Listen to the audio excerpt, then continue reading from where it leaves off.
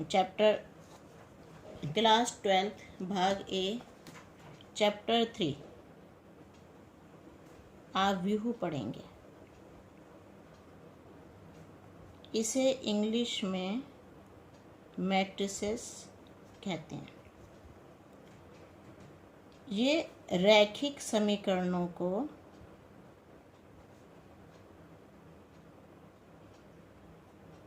के निकाय को हल करने के काम में आती है। अब ये होता कैसे देखो। अब जैसे राधा के पास 15 पुस्तकें और 6 कलम हैं। फौजिया के पास 10 पुस्तिकाएं और 2 कलम हैं। सिमरन के पास 13 पुस्तिकाएं और 5 कलम हैं। अगर हम इसका सारणिक रूप लिखें, राधा, फौजिया, सिमरन, पुस्तिकाएं, कलम, 15, ये 15 यहाँ लिख दिया, 6 को यहाँ लिख दिया, 10, 2, 13 और 5। अब इसका हम अरेंजमेंट कैसे करेंगे।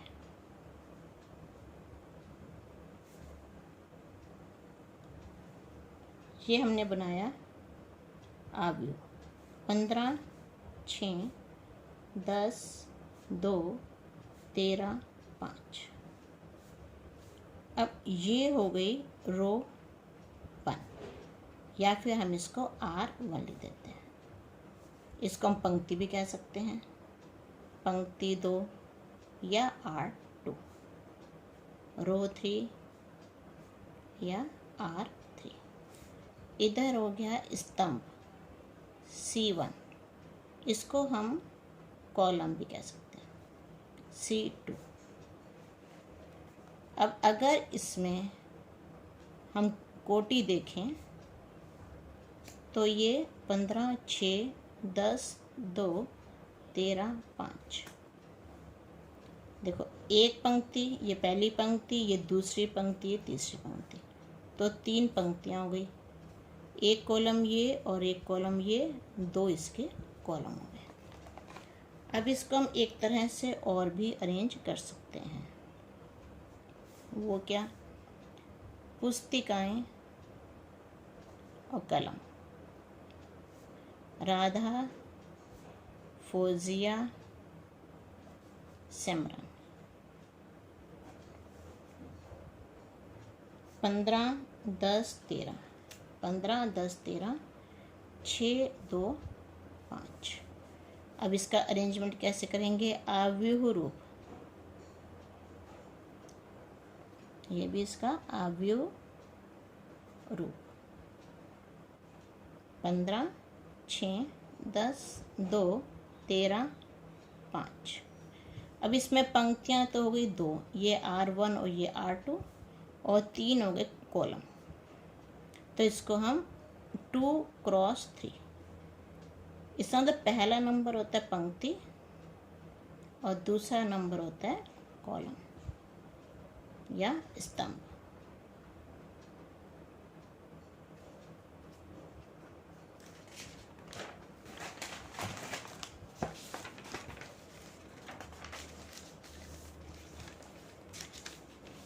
व्यापक रूप में ये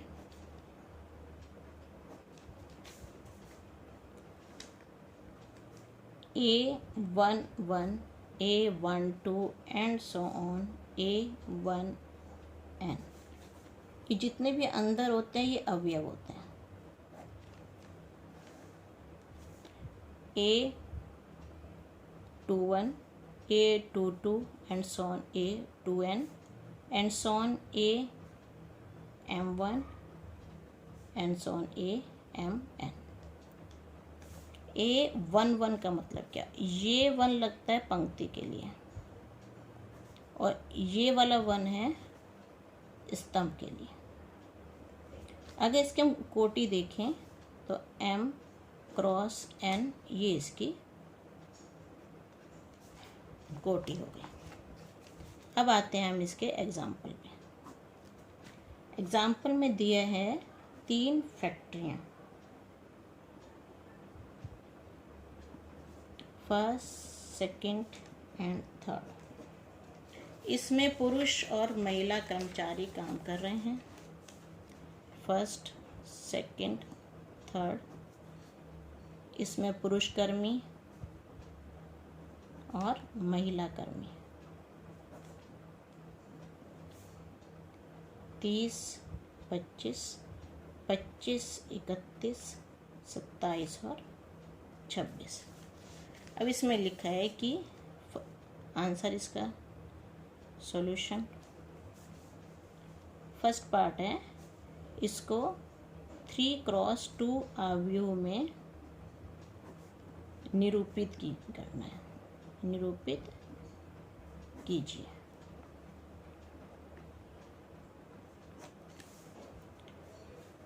तो इसका आंसर क्या हुआ कि ये 3x मतलब 3 पंक्तियाँ और 2 कॉलम। 3 पंक्तियाँ, एक पंक्ति ये हो गई, ये पहली पंक्ति हो गई, ये दूसरी पंक्ति और ये तीसरी पंक्ति। 3 × 2 मतलब इसमें 3 पंक्तियाँ हो गई, मीन्स रोज एंड 2 स्तंभ हो गए, मीन्स कॉलम। अब इसी का सेकंड पार्ट, तीसरी पंक्ति और दूसरा स्तंभ। इसका मीन्स क्या हुआ, A 3 और 2 दूसरा स्तंभ। ये कौन सा हुआ, ये वाला नंबर हो गया A11 और ये हो गया A12। ऐसे हम देखेंगे, ये वाला नंबर A31 और ये वाला नंबर हो गया A32, मीन्स ये हो गया 26। तो ये 26 क्या है, ये महिला कर्मियाँ बताती हैं कि तीसरी फैक्ट्री में, थर्ड फैक्ट्री में महिला कर्मी ये प्रदर्शित करती हैं।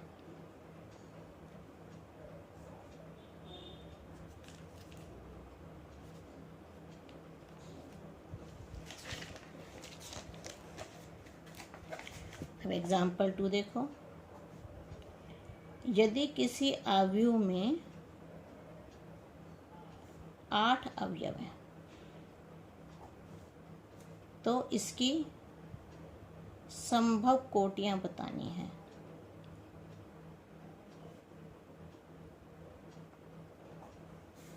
आठ को हम लिख सकते हैं 1 × 8, मतलब एक पंक्ति और 8 स्तंभ, या फिर 8 × 1 8 पंक्ति और एक स्तंभ, या इसको लिख सकते हैं हम 4 × 2 4 पंक्ति और 2 स्तंभ, या फिर 2 × 4 2 पंक्ति और 4 स्तंभ। ये 4 ऑप्शन है इसके। तो ये इसका आंसर हो गया 1 × 8, 8 × 1, 4 × 2 एंड 2 × 4।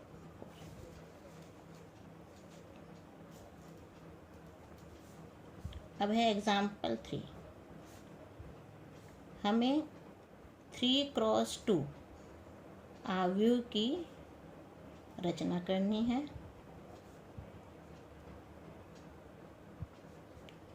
जिसके अवयव aij is equal to 1/2 i - 3j द्वारा प्रदत्त है।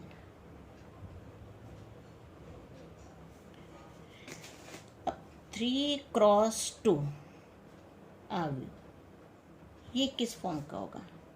ये होगा a11 a12 a21 a22 a31 a32। किसी भी अवयव को अगर डिनोट करना है तो कैपिटल लेटर से करते हैं। अवयव को कैपिटल लेटर से एज ए बी एक्स से डिनोट करते हैं।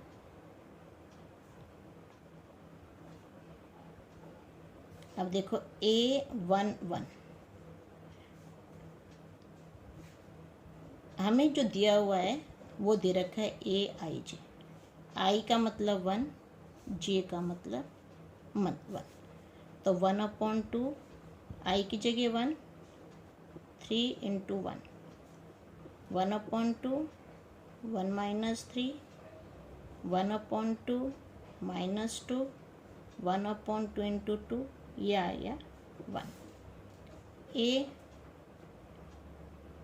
अब इसमें दूसरा लेते हैं 1 2 1/2 1 - 3 × 2 1/2 1 - 6 1/2 -5 1/2 × 5 इज इक्वल टू 5/2। अब इस पे आ जाओ a21 मतलब इसमें i को लेना है 2, j को लेना है 1।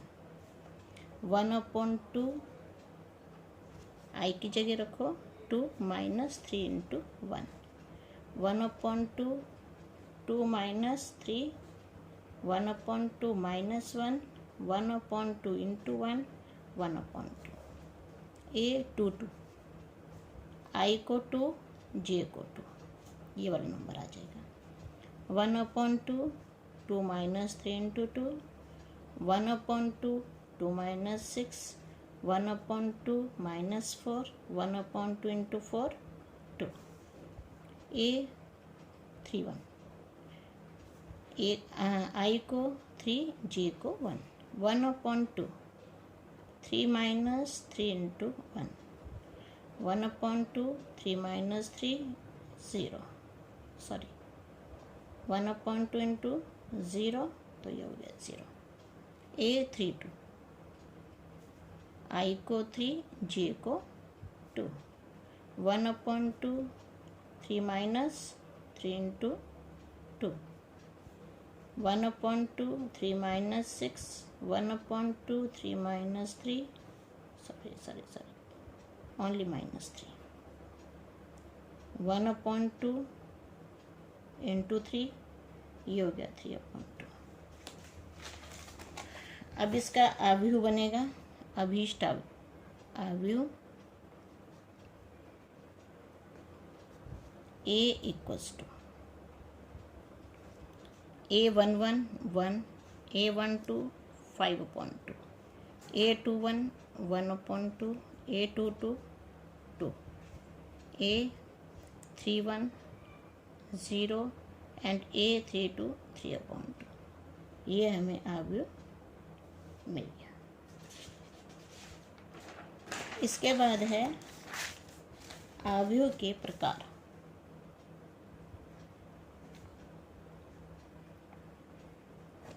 कितने प्रकार के अवयव होते हैं?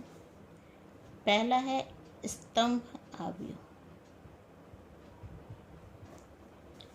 ये एक स्तंभ के रूप में हो सकता है, कोई ज़रूरी नहीं है इसमें प्राकृत संख्याएं ही हों, कुछ भी हो सकता है। जैसे 0√3 ये तुम्हारी बुक का ही एग्जाम्पल है, -1 1/2 ये स्तंभ। और ये कोटि क्या हो गई 1 2 3 4 4 × 1 इस कोटि का ये हो गया, इसको स्तंभ। दूसरा पंक्ति अवयव, इसके लिए हम बी डिनोट कर लेते हैं, -1/2 √5 2 और 3। अब एक पंक्ति है, कॉलम 4 है इसमें, तो 1 × 4। तीसरा वर्ग अवयव, वर्ग अवयव में जितने कॉलम उतनी रोज, इसको हम ये भी ले सकते हैं 1 2 3 4, या ये तो 2 × 2 हो गया, या ये ले लो 1 2 3 4 5 6 7 8 9, ये हो गया 3 × 3 वर्ग अवयव। चौथा है विकर्ण अवयव। विकर्ण अवयव, विकर्ण अवयव में यहाँ कुछ भी लिख दो 1 2 3, बाकी सब ये 0 ये 0 ये 0 0 0 0। इसमें विकर्ण होता है, ये विकर्ण की फॉर्म हो गई। इसके बाद है अदिश अवयव।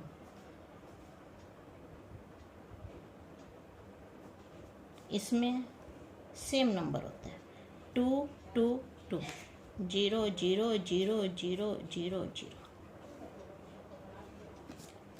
इसके बाद है तत्समक अवयव, आइडेंटिटी। ये तो हो गया स्केलर, ये हो गया डायगोनल, अब ये हो गया तत्समक अवयव, आइडेंटिटी।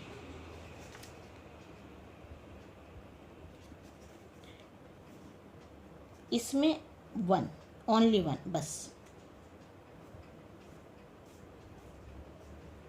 आइडेंटिटी 1 होती है, ये इस फॉर्म में भी हो सकता है 1 1 0 0, ये इस फॉर्म में भी, या ये 1 भी हो सकता है ओनली।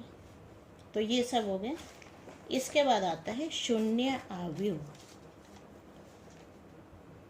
शून्य अवयव जिसमें सारे शून्य हो जाएं, 0 0 0 0 0 0 0 0 0, या फिर 0 0 0 0, या ओनली 0, ये भी हो सकता है।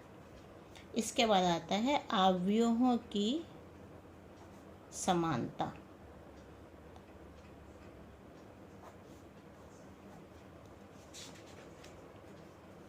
ये देखो तुम्हारी बुक का एग्जाम्पल 4 में करके दिखा रही हूँ, इसमें समझाते हुए इसको। x + 3 z + 4 2y - 7 -6 a - 1 0 b - 3 -21 and 0 is equal to 0 6 3y - 2 -6 -3 2c + 2 2b + 4 -21 and 0। इसमें हमें a b c x y तथा z के मान बताने। सॉल्यूशन, ये पहला वाला पहले के इक्वल, x + 3 0 के इक्वल, दूसरा वाला दूसरे के इक्वल, z + 4 6 के इक्वल, और इसमें तीसरा वाला नंबर 2y - 7 इधर तीसरे के इक्वल हो जाएगा पहली पंक्ति के साथ। अब यहाँ से x का मान आ गया -3, z का मान आ गया 2, और इधर 2y - 3y = -2 + 7 -y = 5, y की वैल्यू -5। ये तो हो गए पहली पंक्ति के। अब दूसरी पंक्ति लेते हैं। दूसरी पंक्ति में -6 और -6 इक्वल है, इसमें तो कोई वैल्यू निकालनी नहीं हमें। अब लो दूसरा माइनस, ये तो ट्रू है, इसमें तो कुछ करना ही नहीं हमें। a - 1 = -3, a = -3 + 1, a = -2, और फिर है 2 0 = 2c + 2, इधर इसको ले आओ, -2c is equal to 2c की वैल्यू 2/-2 ये हो गई -1 के। अब तीसरी पंक्ति पे आ जाते हैं हम। तीसरी पंक्ति में b -3 is equal to 2b + 4, b -2b is equal to 4 + 3 -b is equal to 7, b is equal to -7। इधर -21 इज इक्वल टू -21, ये तो ट्रू हो गया, इसमें तो कुछ करना ही नहीं हमें। इधर आगे भी 0 इज इक्वल टू 0, ये भी ट्रू।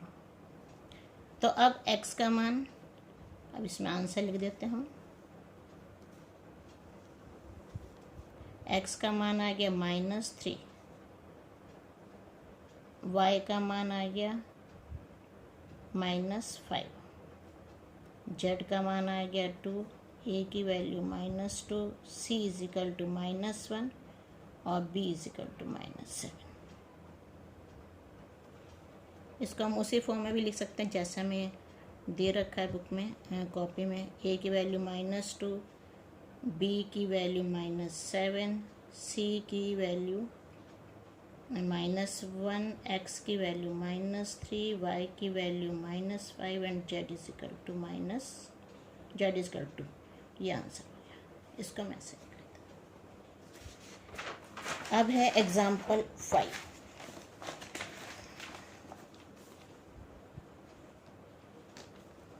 ये भी ऐसा ही है कि हमें गिवन है, हमें 2a + b, a - 2b, 5c - d and 4c + 3d। इसको देखो, 4 - 3 11 24। अब क्या रखा है हमें कि a, b, c तथा d के मान बताने हैं, मान हमें ज्ञात करना है। वैसे लो, अब पहली पंक्ति के हिसाब से 2a + b is equal to 4 और a - 2, ये समीकरण 1 हो गई। a - 2b is equal to -3 समीकरण 2। हल करने पर समीकरण 1 और 2 को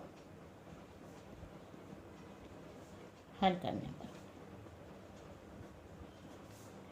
2a + b is equal to 4, a - 2b is equal to -3। समीकरण 1 समीकरण 2, इस समीकरण 2 से गुणा कर दो। समीकरण 1 को 2 से गुणा कर दो। 4a + 2b is equal to 8 समीकरण 3। अब समीकरण 2 और 3 को जोड़ दो।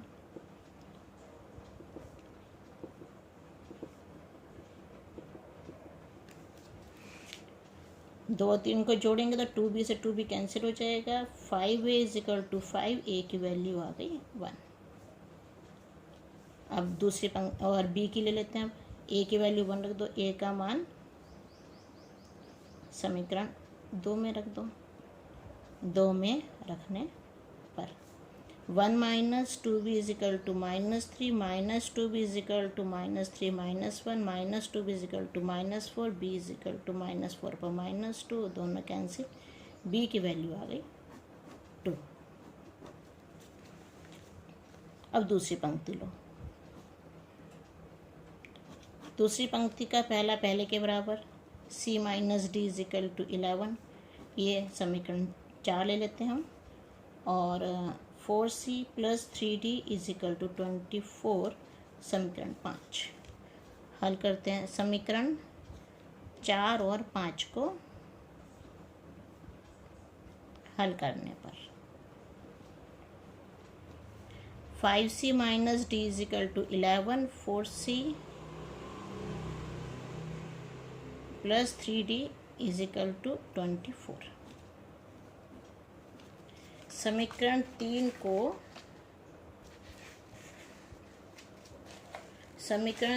को 3 से गुणा करते हैं।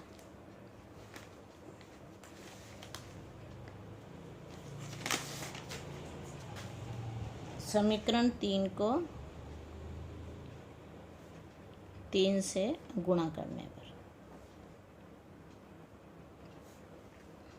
ये हो गया 15c minus 3d is equal to 33। ये समीकरण हो गई। सॉरी, यहाँ पे ये थोड़ा सा गलत लिखा गया। ये 4 ली थी हमने और ये 5।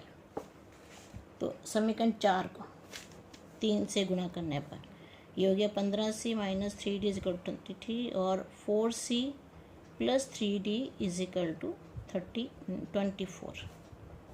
इसको लिख दो 6 और ये समीकरण 5 है। अब समीकरण 5 और 6 को जोड़ने पर ये दोनों कैंसिल हो जाएंगे। 19c is equal to 57। c हो गया 57 अपॉन 19, 19 3 था, c की वैल्यू आ गई 3। c का मान समीकरण 4 में रखने पर 5 into 3 minus d is equal to 11, 15 minus d is equal to 11, minus d is equal to 11 minus 15, minus d is equal to -4, d की वैल्यू आ गई 4। अब इन सबको इकट्ठा लिख लेते हैं। ए की वैल्यू हो गई 1, बी की वैल्यू 2, सी की वैल्यू 3 एंड डी की वैल्यू 4। ये आपका आंसर आ गया। अब इनके बेस पे एक्सरसाइज 3.1 आप सॉल्व करेंगे और जो कुछ प्रॉब्लम आएगी वो आप कल मेरे से पूछ लेंगे। ओके।